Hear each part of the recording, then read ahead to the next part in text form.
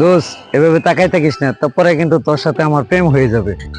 ওরে আমার হিরো, আমার মাথার নাট বল্টু কি এত ঢিলা মনে হয় যে আমি তোর প্রেমে পড়ে যাব? আমি তো বলি নাই তুই প্রেমে পড়ে যাবি। তোর মাথার নাট বল্টু ঠিক আছে, আমি তো আমারে নিয়ে টেনশন করি। আমার একটু সমস্যা আছে, মাঝে মাঝে ভাবি আমার একটু নাট বল্টু ঢিলা আছে, নাড়াইলে একটু আওয়াজ হয়। তার মানে তুই আম্পাসের নাট বল্টু ঢিলা একটা ইঁদুর। এত টিটকারি মারিস না। যত যাই ভাবাস, আমার মাঝে কিন্তু একটু হিরো হিরো ভাব আছে। আছে কিন্তু আমার একটু চলাফেরা আর আচ্ছা, আছে একটা কিন্তু ব্যাপার আছে। তুই কি আয়নায় নিজেরে দেখস না?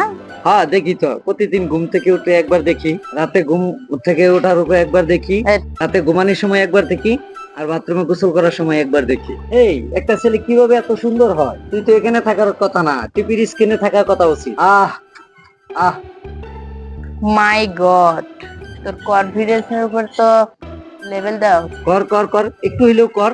শোন, রাস্তাঘাটে যখন হাঁটাহাঁটি করি তখন মেয়ের আমার দিকে ফেল ফেলি তাকিয়ে থাকে। শোন, রাস্তায় মেয়েরা তাকায় থাকার ভাবে এই জিনিসটা রাস্তায় কি করে? এর তো চিড়িয়াখানায় থাকা উচিত। তাইলে এরপর যদি কোনো মেয়ে আমার দিকে তাকিয়ে থাকে, তার কাছ থেকে আমি কিন্তু টাকা নেব। ওকে তো ফিরে দেখা উচিত না, টাকা দেয়া দেখার উচিত। তা শোন, কাল সকাল 8টায় টিউশনের সামনে আসবি, হ্যাঁ?